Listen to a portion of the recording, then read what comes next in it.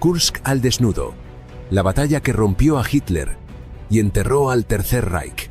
Bienvenidos al mayor matadero blindado de la historia. Los T-34 atacaban en enjambres, como abejas furiosas dispuestas a morir con tal de clavar el aguijón. Y vaya que lo clavaban. En esta estrategia de desgaste, cada baja soviética era reemplazada en cuestión de días. La maquinaria industrial al este de los Urales no dormía. Mientras Alemania hacía malabares para mantener en funcionamiento sus fábricas bombardeadas, la Unión Soviética producía tanques como si fueran panecillos. Los T-34 no eran perfectos, pero eran suficientes, y estaban por todas partes. La moral también era un factor decisivo. Los soldados soviéticos no solo luchaban por su patria, luchaban sabiendo que la historia les miraba, que si perdían, sus familias serían arrasadas, que no había marcha atrás. Esa determinación férrea, combinada con una estrategia sólida, paralizó el avance alemán como si hubiera chocado contra un muro invisible. Un muro que no se derrumbaba, sino que devolvía los golpes con más fuerza. La guerra desde el cielo, cuando los bombarderos también decidieron el destino. Mientras los tanques se despedazaban entre sí sobre los campos ardientes de Kursk, una guerra paralela se libraba en el cielo. Y aunque muchas veces olvidamos que las grandes batallas no solo se deciden sobre la tierra, lo que ocurrió allá arriba fue determinante para entender por qué la ofensiva alemana se estrelló tan estrepitosamente. Porque sí, los nazis tenían sus temidos Stuka, pero los soviéticos no se quedaron de brazos cruzados viendo cómo les caía plomo del cielo. Los aviones alemanes, esos bombarderos de precisión que durante años impusieron el terror sobre Europa, comenzaron a mostrar sus grietas. Los Ju-87, también conocidos como Stuka, eran eficaces, sí, pero eficaces en 1939. En Kursk, su lentitud los convirtió en patos de feria. Cada vez que se elevaban, era como si dijeran, «Aquí estoy».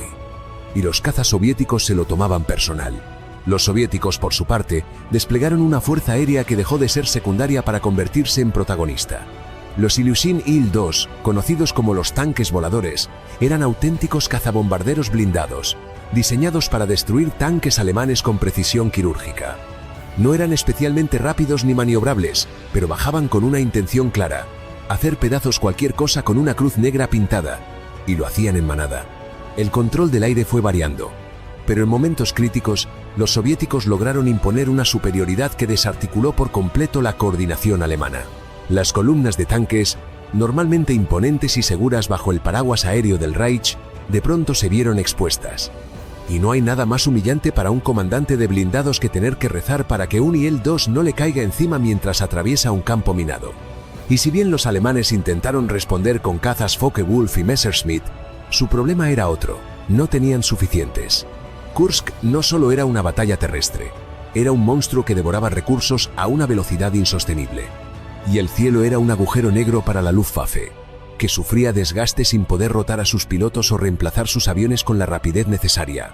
En resumen, mientras abajo los tanques se enfrentaban a sangre y acero, arriba los cielos se convirtieron en una lotería mortal. Y cada vez que un piloto soviético regresaba a su base con otro blindado en llamas en su haber, la balanza se inclinaba un poco más hacia el este. El error fatal, cuando Hitler jugó a ser estratega. Si hay una constante que se repite como un eco a lo largo de toda la Segunda Guerra Mundial, es esta: cada vez que Hitler se metía en asuntos tácticos, la Wehrmacht temblaba. Porque si bien supo manipular a una nación entera con discursos de fuego y promesas de imperio eterno, lo suyo no era precisamente el arte de la guerra. Y Kursk fue su obra maestra del desastre estratégico. Una sinfonía de errores, con una batuta temblorosa. La Operación Ciudadela nació, creció y se estrelló contra la tozudez del propio Führer. Sus generales, muchos de ellos condecorados y experimentados, lo sabían. Le rogaban una y otra vez que no retrasara el ataque. Von Manstein lo advirtió. Guderian lo suplicó. Incluso Model, conocido por su lealtad ciega, dudó. Pero Hitler tenía una fe ciega en sus armas milagrosas. Esos tanques nuevos que en teoría barrerían con todo. La realidad, como siempre, fue otra. Cada día que Hitler retrasaba la ofensiva era un regalo envuelto en oro para Stalin. Y el líder soviético, lejos de quejarse, aprovechó ese tiempo para convertir Kursk en una trampa mortal. Mientras los nazis discutían entre despachos y fantasías tecnológicas, los soviéticos cavaban trincheras, colocaban minas y perfeccionaban su dispositivo defensivo. Cuando finalmente los alemanes se decidieron a atacar, ya era demasiado tarde. Pero el error no fue solo el retraso, fue también la rigidez. Hitler, aferrado a su visión de una victoria propagandística, se negó a autorizar maniobras tácticas lógicas como una retirada o un repliegue estratégico cuando la situación se volvió insostenible. La orden era clara: avanzar o morir. Y muchos murieron. Además, el Führer cometió el pecado capital de todo estratega. Subestimó al enemigo. Creyó que los soviéticos no serían capaces de responder con inteligencia, preparación y fuerza, que sus tanques serían una broma frente al poderío de los Tiger y Panther. No entendió que la guerra había cambiado, que el enemigo aprendía rápido y que él mismo ya no era el visionario de 1939. Kursk fue la prueba final de que la arrogancia no es una virtud militar. Fue el momento en que la figura de Hitler dejó de ser la del comandante temido y pasó a ser la del hombre que arrastraba a su ejército al abismo. El contraataque soviético, una maquinaria que no se detiene. Cuando el ejército alemán empezó a resquebrajarse en Kursk, los soviéticos no solo lo resistieron, lo esperaban. Lo habían predicho con precisión casi quirúrgica.